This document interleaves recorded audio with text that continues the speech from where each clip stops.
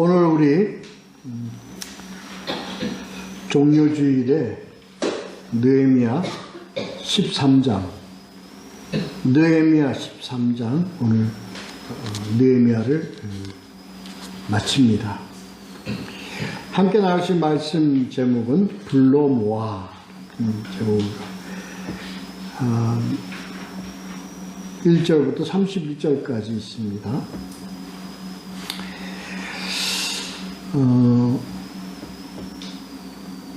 느헤미야, 에스라서 공이 우리는 이제 종교개혁의 어떤 의미를 가지고 우리가 쭉 이렇게 지금 또 왔습니다. 오늘 마지막 13절도 느헤미야가 계획의 끈을 놓지 않고 다시 제자리로 다시 한번 굳건하게 우리 보통 그렇잖아요. 굳히기 작전이다. 이런 개혁적 의미를 굳히는 어떤 그래서 유다 백성들이 이러한 그 개혁적인 그 하나님과의 관계 속에서 바른 관계로 이렇게 정립하는 그런 의미를 가진 그런 내용으로 이 13장 마지막을 기록한 것으로 우리가 보고 있습니다. 느헤미야가요, 그 아닥사스다 왕에 방문하게 됩니다. 페르시아로 가서 바벨론에서 아닥사스다 왕을 다시 뵙고 일정 기간 같이 있다가 상당히 그 아닥사스다 왕이 그 느헤미야를 굉장히 아꼈던 것 같습니다. 그래서 말미를 정하고, 그러니까 말미를 정한다는 것은 내가 언제 다시 와서 왕을 뵙겠습니다, 아련하겠습니다 한 그런 약속을 하는 그런 말미를 정하고 이제 예루살렘으로 다시 오는 그런 오죠. 와보니 그동안에 이렇게 했던 그런 어떤 정립했던 그 개혁적 의미, 하나님과의 관계에서 개혁적 의미로서의 어떤 그 제도와 그런 모든 그런 특히 성전에서의 어떤 그런 내용들이 많이 훼손되어 버렸습니다. 훼손되어 버렸다는 것은 많이 어지러워졌다는 거죠. 잘 지켜지지 않았다는 겁니다. 그래서 이 느헤미야가 와서 다시 재정립하는 것이 그 내용들이 13장에 기록된 내용들입니다. 자, 세 단락으로 보겠습니다. 1절부터 9절까지 정결하게, 그 다음에 10절부터 22절까지 기억하옵소서 소제목으로, 23절부터 31절까지 깨끗하게, 정결하게, 깨끗하게, 그리고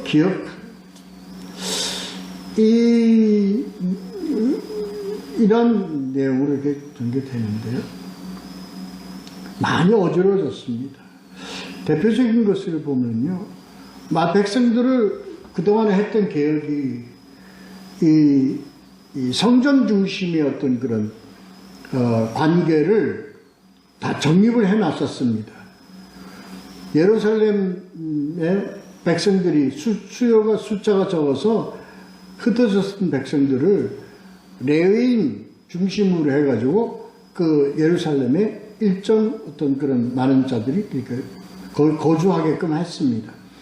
특히 이 레위인들을, 제사장들과 레위인들이 이 예루살렘 주변으로 모여서 성전 하나님과의 관계에서의 그 신앙생활을 하는데 그 모든 그 일을 맡아 할 수 있도록 그렇게 했던 내용들이 그렇습니다. 그리고 두 번째 했던 것이 바로 통혼 관계입니다. 이방인들하고 관계 속에서 그런 혼인 관계를 엄격하게 그러니까 율법적인 의미로서 이런 것을 그래서 다 그들을 다 이렇게 구분해서 살게 했던 그런 정책이 있죠. 그리고 이 성벽 공사를 하는 중에 그 사마리아 총독 산발락 그 방해 공작을 많이 받았습니다. 그래서 그러한 것을 성벽을 튼튼하게 세우고 다 성문마다 지켜서 이러한 방해와 침입을 막아 그들 대적들과 함께 그런 전쟁을 늘 할 수 있도록 긴장하면서 그리고 삶을 살아 그리고 하나님을 섬기는 일에 헌신한 이런 일들을 쭉 했었습니다. 그래서 예배 회복을 수 있도록 절기 때마다 그리고 때마다 모여서 집회하고 그리고 하나님 바른 제사를 드리고 하는 그런 회복을 했었죠. 그런데 이 느헤미야가 페르시아 왕 아닥사스다 왕을 뵙고 오는 사이에 이러한 상당히 좀 일정 기간 좀 길었던 것 같아요. 그래서 그 기간 중에 이러한 질서가 이러한 개혁적인 의미가 흐트러져 버렸다. 이게 13장에 다시 재정립하는 일에 그 원인이 되었다 하는 거죠. 그 내용이 1절부터 9절까지 나와 있습니다.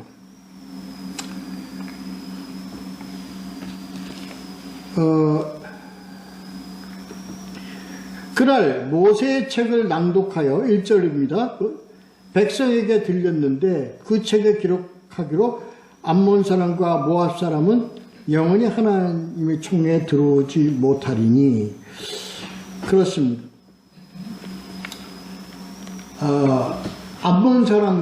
암몬과 모압 사람들 이들은 어디까지 거슬러 올라가야 되냐면 창세기 롯까지 거슬러 올라갑니다.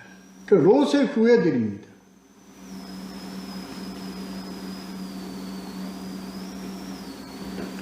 그 내용이 창세기 19장 30절부터 38절 사이에 이렇게 나왔습니다.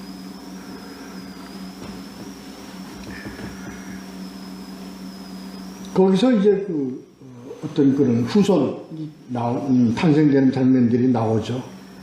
그래서 그 후예들이 세운 나라가 모압, 암몬 이렇습니다. 근데 그들이 왜 하나님께서는 그들이 하나님의 총회에 백성들의 총회에 못 들어오게 했느냐 하는 것은 그들이 이스라엘 백성들에게 행한 그런 죄악들 때문입니다. 그 내용이 이제 2절인가요? 3절에 나와 있죠. 2절에 나와 있습니다. 이 백성들이요 양식과 물이 필요했던 이스라엘 백성들에게 그들을 그것을 공급해 주기를 거절했습니다. 이거는 이제 그 출애굽 당시 때에 출애굽 때 광야 생활을 하면서 가나안으로 가는 그 과정 속에서 있었던 일입니다. 그래서 이들이 그 이스라엘 백성들을 적대시하고 영접하지 않았습니다. 영접하지 않은 것은 그들이 필요했던 물과 그런 것을 공급해 주지 않았다는 얘기입니다.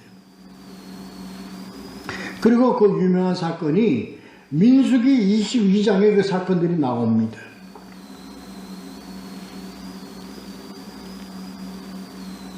모압의 왕 발락이라는 모압의 왕이 발람을 시켜서 복술과 발람을 시켜가지고 저주를 내리게 합니다. 그러니까 주술적 어떤 저주를 내리게 해서 이 백성들을 저주를 하게끔 만들어서 적대시하는 그런 짓을 저지릅니다. 그게 내용들이 민수기 22장에 그대로 기록되어 있습니다. 참고로 다 각자 좀 보시고요.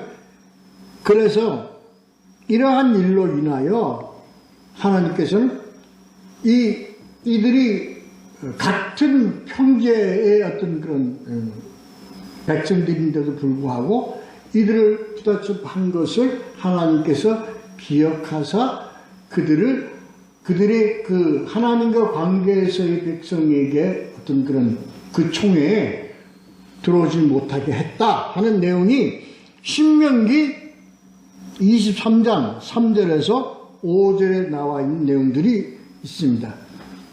그러한 일로 그 이후에 이거는 무엇으로 우리가 해석해야 되냐면 왜 형제지간을 하나님께서 갈라놓느냐 하는 것은 그러한 그 하나님과의 관계 속에서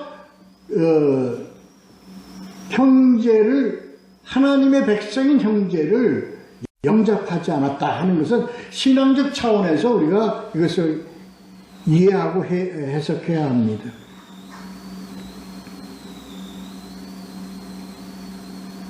이건 그래서 3절에 보면 섞인 무리를 그러니까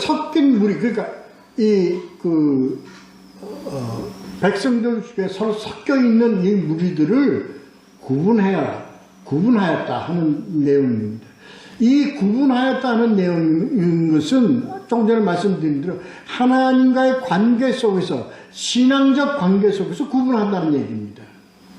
그 백성하고 절교를 해서 내어 쫓거나 무슨 그들을 대적을 물리치고 이러한 의미가 아니라 신앙 관계 속에서 분리했다는 얘기입니다. 왜냐고요? 그들은 많은 우상들을 가지고 있는 백성들이었기 때문에 신앙적인 어떤 적대 관계에 있었기 때문에 그렇습니다.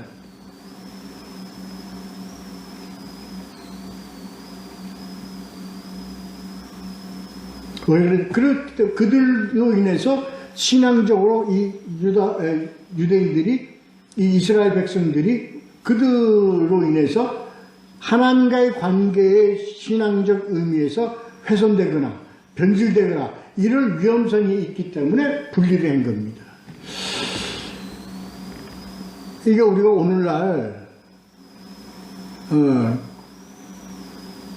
혼합 종교주의, 평화를 위장을 한 WCC의 어떤 이것을 우리로 보게 하는, 이것이 잘못되었다는 것을 우리에게 계시하고 보게 하는 의미가 우리 메시지로 우리에게 전해지는 겁니다.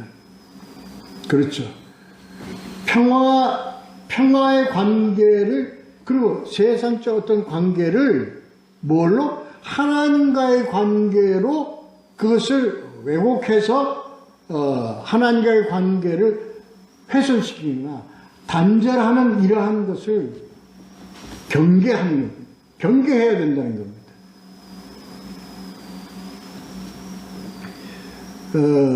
중요한 의미를 가지고 있습니다, 우리가. 여기서 우리가, 그래서 어떤 관계, 하나님과 우리의 신앙 관계, 하나님과 우리와의 어떤 그런 관계는 뭘로 관계되어 있습니까? 하나님과 우리의 관계는. 우리와 하나님과의 관계는 언약의 관계입니다. 그러니까 이 언약의 관계를 훼손시키거나, 변질시키거나, 끊거나, 파괴하거나 하는 그런 우려가 있는 것은, 그 언약의 관계는 뭐에 관한 관계입니까? 구원의 관계입니다. 하나님과 우리와의 구원의 관계를 훼손하거나, 그리고 변질시키거나, 왜곡시키거나 하는 것을 우리는 경계하고, 우리는 그것을 우리가 돌이켜보면서 우리가 조심해야 되고, 그들과 구분해야 된다, 이겁니다. 우리는 구분해야 합니다. 반드시 구분해야 됩니다. 왜 그러면? 그래서 구원, 다운주의, 이런 것이 막 나오는 거예요. 그래서 예수가 아니라도 뭐가 있다? 구원이 있다는 것이 저들의 설입니다. 예수도 구원의 길이고, 우리도 구원의 길이다. 우리도 같은 구원의 그것을 가지고 있다 하는 그런 논리를 서로가 수용하고 받아들이는 겁니다. 이게 뭔가 하나님과의 관계 훼손이고 하나님과의 관계의 그런 변질입니다. 그래서 저들은요, 저는 눈으로 직접 보지는 않았지만 저들은요, 예배라는 이름으로 같이 하나님께 예배를 드립니다. 그 예배가 뭡니까? 하나님과의 관계 속에서 하나님을 경배하는 그 하나님께서는 뭐예요? 우리하고 어떤 관계? 언약의 관계입니다. 이 언약의 관계의 그것은 가장 큰 그건 뭡니까? 바로 예수 그리스도입니다. 그러니까 우리는 예수 그리스도로 인하여 하나님과의 관계가 맺어져 가고 관계가 되어지고 이러한 관계 속에서 하나님과 우리와의 신앙적 관계가 이루어져 가고 있는데 이게 희석되어 버리면 바로 하나님과 우리와의 관계, 신앙의 관계가 묘가 됐어요. 변질되었다는 거예요.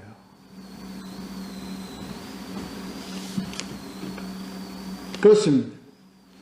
자, 요 정도까지만 하고 넘어가도록 하겠습니다. 그 다음에 이러한 신앙적 관계를 우리가 유지하고 지켜가는 가운데 그 일을 위임받고 맡은 자들이 바로 누구냐? 레위인들입니다. 대제사장, 제사장, 노래하는 자, 문지기들. 이들이 다 어떻게 해? 느헤미야가 거길 갔다 오는 동안에 왜? 뭐가 지켜지지 않았냐? 하나님께서 이 백성들에게 준 이 성전을 운영하고 그리고 이 하나님과의 관계, 신앙을 이것을 제사관계, 이런 관계를 유지해가는 그런 위임을 맡은 자들, 대제사장이나 레위인들, 노래하는 자들, 그 다음에 성문을 지키는 이 모든 자들에게 이들이 무엇을 가지고 그들은 따로 교육을 받은 게 없습니다. 따로 어떤 그런 물질의 어떤 그런 생활을 하고 기본적인 삶을 구체해가는 그런 생활에 관한 모든 생활비라든가 모든 그런 것을 다 백성들로부터 11조라는 명목으로 공급을 받아서 이것을 그들은 유지해 갔습니다. 그런데 백성들이 이 포로 귀환 후에 이들의 삶이 넉넉하지가 않았습니다. 빈곤했습니다. 이것을 느헤미야가 이걸 하면서 모두 이 11조 관계를 서로 자원해서 할 수 있도록 그들을 신앙적으로 독려하고 그래서 그들이 자원해서 다 낸 11조를 가지고 이들이 성전을 지키고 또 제사를 우리가 지키고 그리고 그러한 삶을 살았던 자들의 이런 백성들이 해이해졌습니다. 왜? 어려웠으니까. 근데 어려운 가운데도 이들이 신앙적 차원에서 그들은 자원하여 그동안에 지켰는데 하나님과의 관계에 신앙이 해이해져 버리니까 이 자원에서 내던 11조를 자꾸 등한시하게 되고 게을리하게 돼서 레위인과 이 제사장들 이들이 다 쉽게 얘기해서 쌀이 없어요. 이제 살아갈 수 있는 기본적인 삶의 받침이 안 되니까 레위인들이 다 이제 자기들의 밭으로 삶을 찾아서 그들이 다 떠나버렸다는 겁니다.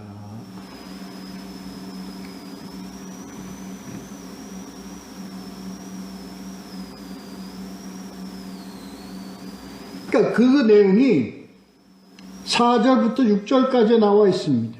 그때는 내가 예루살렘에 있지 아니하였느니라. 그 동안에 너희들이 다 떠나버렸더라 보니까.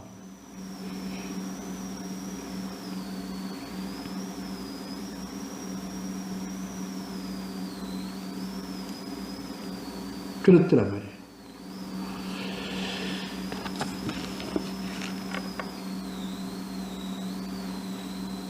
이게 아니었나 봅니다. 이 내용이 그 내용이 아닙니다. 잠깐 봅시다. 제가 죄송합니다. 죄송합니다. 그건 다음에 나오는 내용입니다. 죄송합니다. 자, 이 느헤미야가 없는 동안에 누가 대제사장 엘리야십의 거기 보면 몇 장이 나왔냐면요.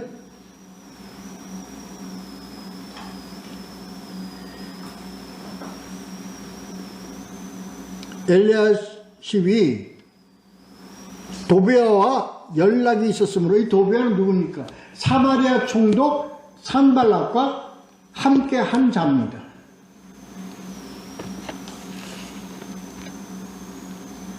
암몬 사람으로 지금 기록되어 있는데,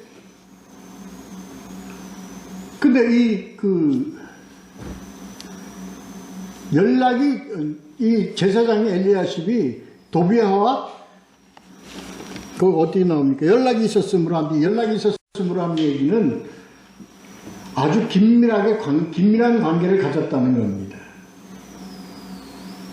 그래서 느헤미야 시대 때 느헤미야가 성벽을 재건하면서 이 산발락과 도비아가 이 백성들을 유혹해서 이 공사를 방해하려고 했던 대적인데, 그 대적과 긴밀하게 연락을 해서 어떻게 아주 둘이가 아주 긴밀한 관계가 되어서 그 제사장의 방의 한 방을, 여러 방을, 큰 방으로 만들어서 도비아가 그 방에 머무를 수 있도록 제공을 했다는 겁니다.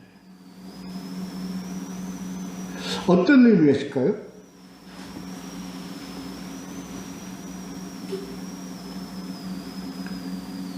하나님의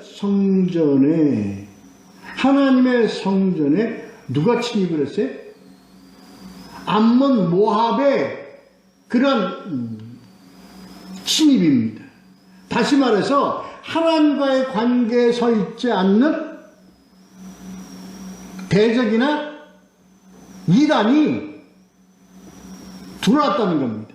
우상이 들어왔다는 겁니다. 그래서 하나님의 성전의 방을 차지하고 있었다는 겁니다. 오늘날 교회가요, 이 교회가 하나님과의 관계에 되어 있는 교회에 누가 들어와 있습니까? 우상이 들어와 있다. 이단이 들어와 있다.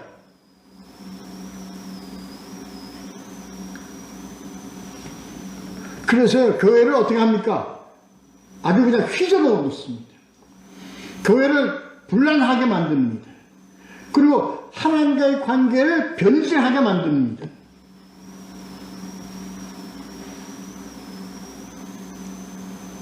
그래서 교회가 뭐하게 만들어버려요? 하나님과의 관계에서 세상의 관계 속에서 뭘로? 이것을 하나님과의 관계를 완전히 뭐하게 만들어? 아주 더럽게 만들어버려요.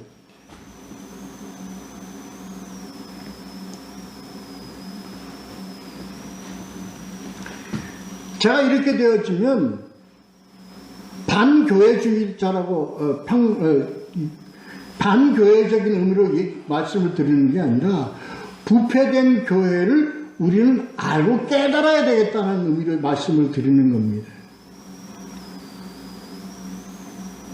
예배를 통해서, 찬송과 기도를 통해서 이 더러운 것들이 파고들고 있습니다.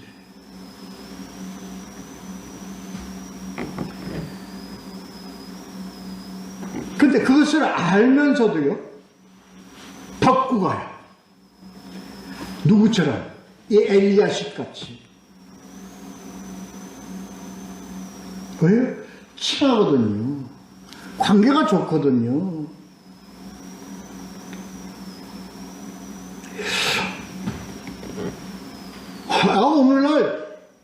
오늘날 우리 교회가요, 이렇게 더러워졌다니까요.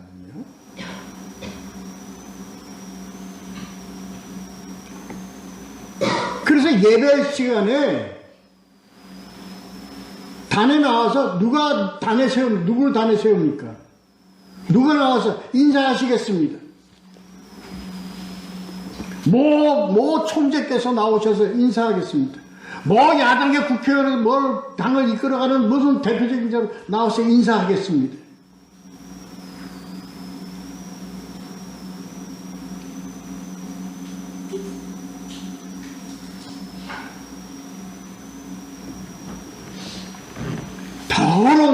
더러운 것들. 하나님과의 관계 예배를 드리는 그곳에서 왜 세상의 정치가를 세워가지고 교회 예배를 이게 말이 됩니까?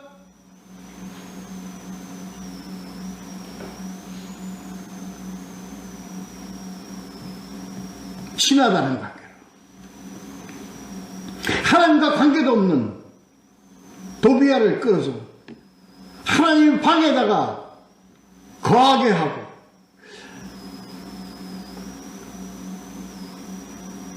그리고 성도들에게 뭘 광고합니까?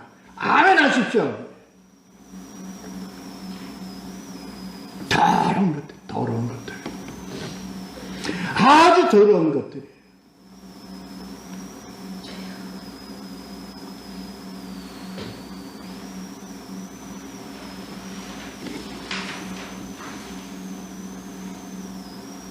그래서 느헤미야는 어떻게 했어요? 그 방에 있는 도비아의 모든 세금을 다 내던져 버리게 했습니다.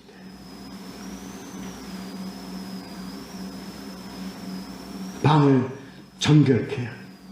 이렇게 돼야 됩니다. 이제 이게 개혁이에요. 이게 우리가 이렇게 돼야 된다고요. 어떤 놈을 끌어들여요? 하나님을 섬긴다는 걸 핑계 삼아서 세상의 무엇을 이루고자 교회로 끌어들이는 것들을 다 내쫓아야 돼요. 다.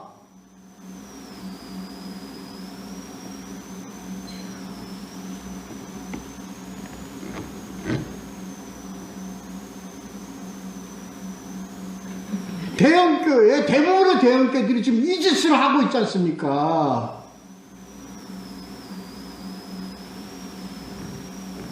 감히 얘기합니다. 더러운 것들이라고.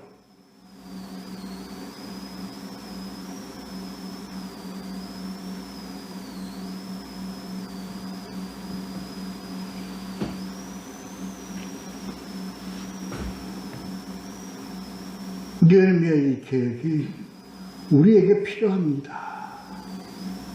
너무나 필요합니다.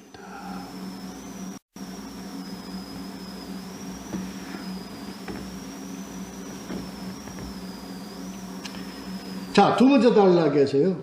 10절부터 22절까지 이제 나오네. 죄송합니다. 순서가 바뀌었고 레위 사람들은 다시 다 그래서 아까 얘기했던 대로 백성들이 주신 녹을 가지고 먹고 살던 이 레위 사람들이 백성들이 녹을 주지 않으니까 살 길이 없잖아요. 그러니까 자기가 짓던 밭으로 가서 농사나 지어서 자기 먹을 것을 챙기려고 다 뿔뿔이 흩어져 버렸다는 얘기입니다. 이 얘기는 그래서 뭐가 허약해졌습니까? 뭐가 허약해졌습니까? 하나님과의 관계의 성전이, 신앙이, 교회가 허약해져 버렸다는 얘기입니다.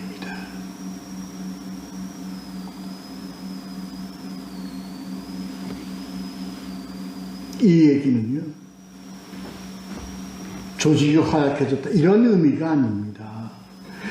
바로 섬기는, 하나님을 바로 섬겨 자기가 희생하고 바로 섬기는 신앙의 관계 속에서 하나님의 일꾼들이 다 흩어져 버렸다. 허약해져 버렸다. 미약해져 버렸다. 이 얘기입니다.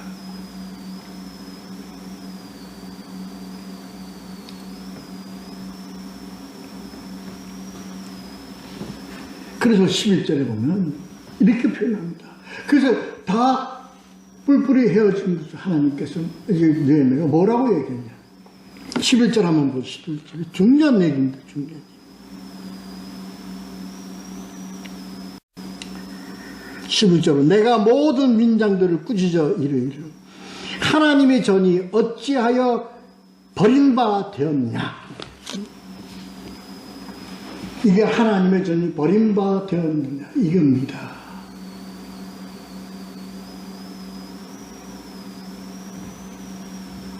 성벽이 재건되어지고요, 성전이 다시 중건되어지고 스룹바벨 성전이 뻣뻣하게 서 있는, 뭐하냐고. 교회 건물이 크고 교회가 많이 있으면 뭐하냐고요. 하나님의 전이 버려졌는데,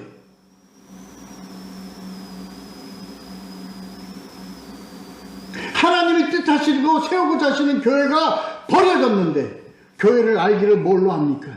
교회를 알기를 자기의 그 주머니를 채우는 도구로 알고 있는 이 교회가 교회입니까? 그래서 너희가 어떻게 전을 버리게 되었냐고 얘기를 하는 겁니다.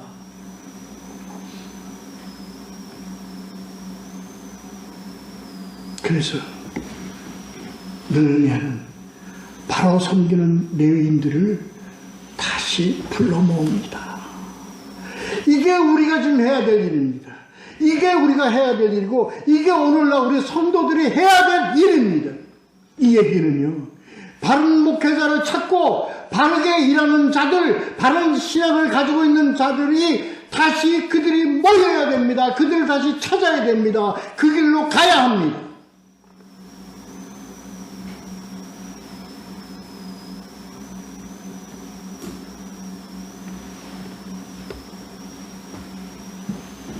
그 내용인데 이게. 그래서 제 위치에 가 있어라. 제 위치에. 너의 위치를 지켜라. 너가 있어야 될 곳이 어디냐. 다시 내가 하나님은 너희를 공급하신다. 반드시 공급한다. 아니, 그렇게 할 수 있도록 나도 최선을 다해서 모든 백성들을 통해서, 성도들을 통해서 이런 자들을 섬겨야 됩니다. 이런 자들을 대해서 공급을 해줘야 됩니다. 이것이 바로 여러분들의 고난이기 때문에 11절은 여러분의 고난이요, 여러분이 이것을 지키고, 이것을 교회를 바로 지키고 바르게 믿는 신앙의 지도자들이나 이런 자들을 바로 세우는 것이 여러분의 고난입니다.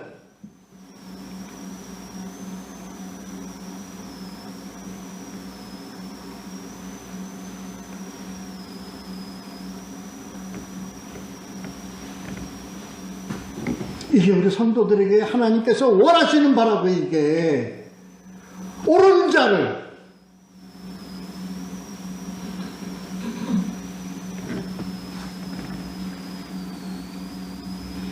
오늘날 우리 교회들이, 우리 성도들이 하나님의 백성이라고, 하나님의 자녀라고 자인하는 자들은 이걸 해야 됩니다.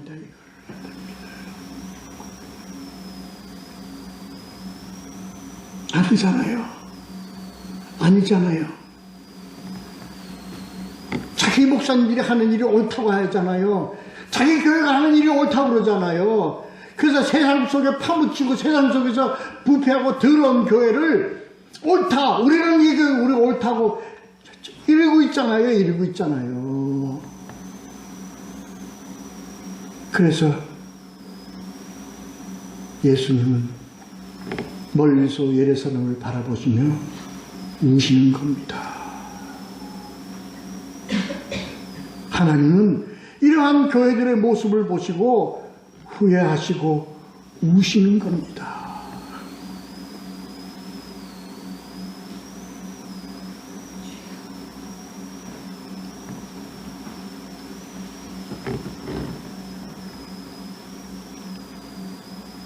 그 내용이 나오잖아요.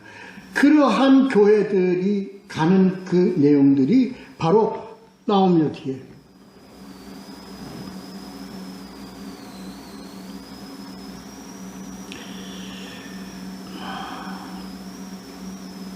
15절부터 21절. 이게 바로 뭡니까? 그래서 그들이 더럽고 추한 교회가 가는 길이 뭐냐? 장사치들의 교회가 되는 겁니다. 15절부터 21절에 음식물을 팔기로, 뭘 하기로, 성도들한테는 일요일날 장사하지 마라, 일요일 날 가서 안식일 중심으로 너희들이 살아야 된다 그러면서 장사도 못하게 하고 그들이 그 삶을 희생하게 하면서 자기네들은 음식물도 팔게 하고 책도 팔게 하고 뭣도 팔게 하고 그렇게 해서 그것을 권리로 이권으로 줘서 그 애로 뭐가 들어오게 합니까? 뇌물이 들어오게 합니다.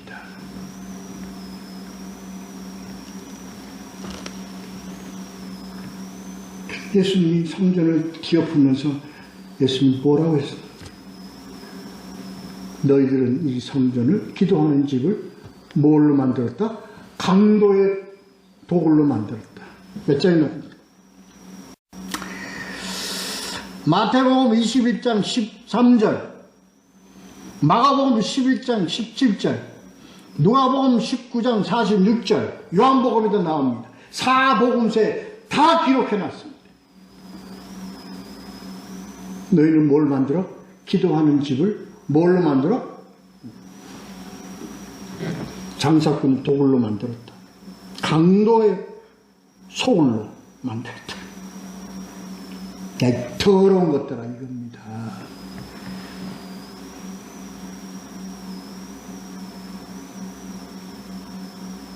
안식일을 잘 지키라 그래놓고 자기네들은 안식일을 뭘 해요?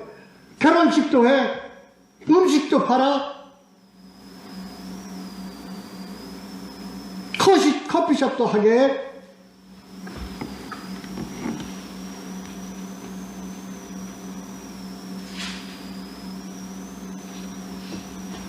성도들은 다 옥죄어 놓고 말이야. 못하게 다 이렇게 채워놓고 자기네들은 배불러 곳간에 채워. 이 더러운 것들을. 그 예수님이 얘기하시는 겁니다. 그거 예수님이 얘기하시는 겁니다.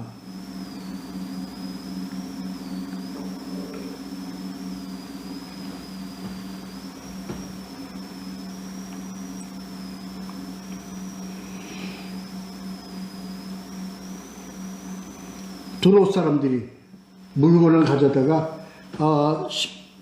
16절 유다의 자손에게 팔기로 이렇게 이 짓을 하고 있는 거예요.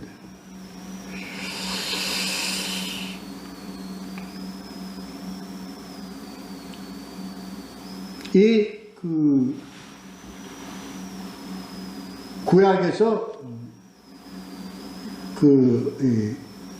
솔로몬 이후에 그리고 이제 이스라엘 멸망하고 이런 이후에 신앙이 완전히 무너져 버렸지 않습니까?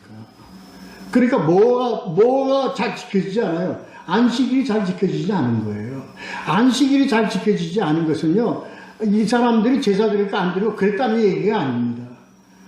하나님과의 바른 관계에 제사가 이루어지지 않았다는 거예요. 희박해졌다는 겁니다. 안식일 정신이 희박해졌다는 겁니다. 안식일 정신이 뭡니까? 안식의 의미가 뭡니까? 안식은 하나님과의 관계입니다. 하나님과의 관계 속에서의 삶을 살아가는 것을 의미하는 겁니다. 자, 안식일 뭐라는 거예요? 하나님을 누리는 거라고 얘기하죠.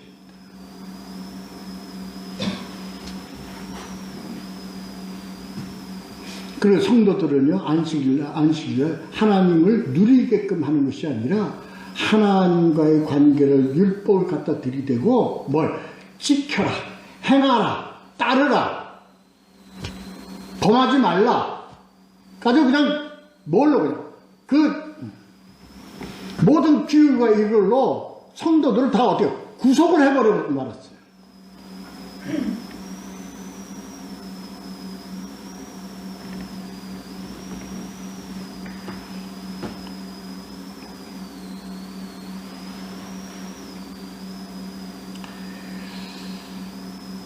그래요. 그래서 안식일을 바로 지키는 거예요. 안식일을 바로 지키는 것은 하나님과의 관계를 누리는 겁니다. 그런데 이 종교인들은 안식을 하나의 제도와 규율로 뭐 하거든요. 그냥 밧줄로 그냥 얽어매버리고만. 먹지 마! 안식일 딴짓하지 마! 예배 참석하지 않으면 너 교통사고 당해? 하나님한테 벌 받아? 매일 하는 짓거리들이 이 짓거리만 하고 이것만 강조하고 있어요.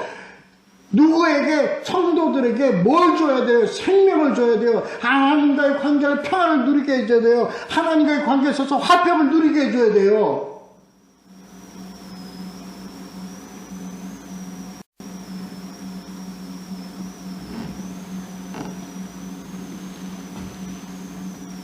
뭘?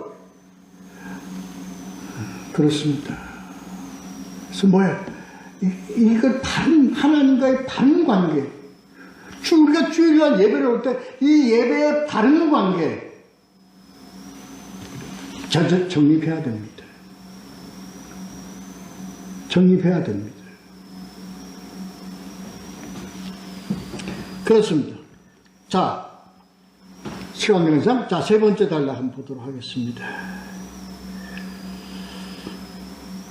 제일 중요한 건 하나님과의 바른 관계 속입니다. 자, 23절부터 31절 사이에 나왔는데 23절 한번 보겠습니다. 23절.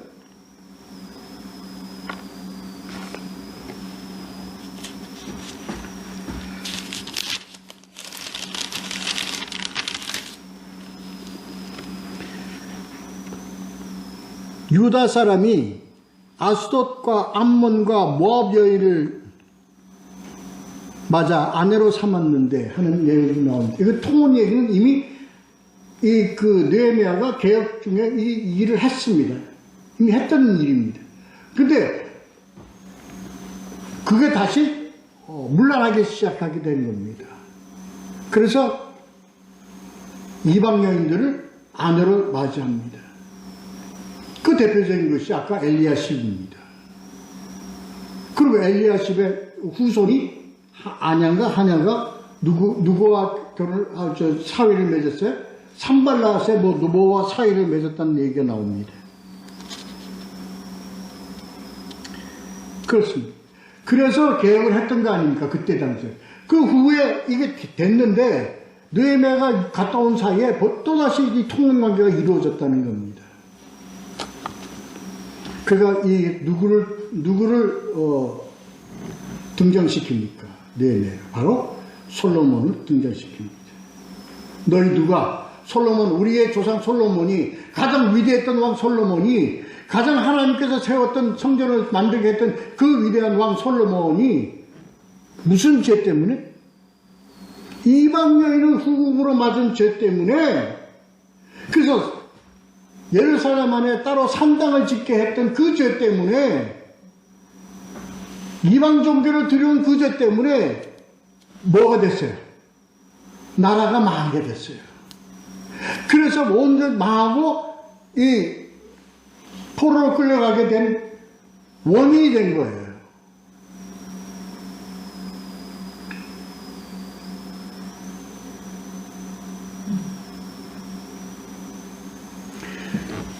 예루살렘 성전에 이방 잡신을 끌어들였더니 뭐가 망했어요? 나라가 망했어요.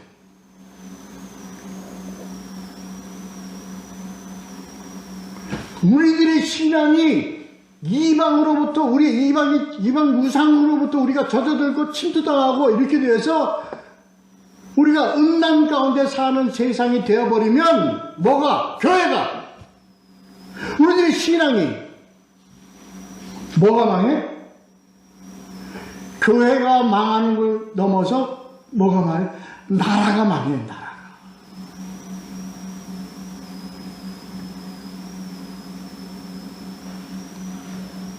잘 기억해야 됩니다.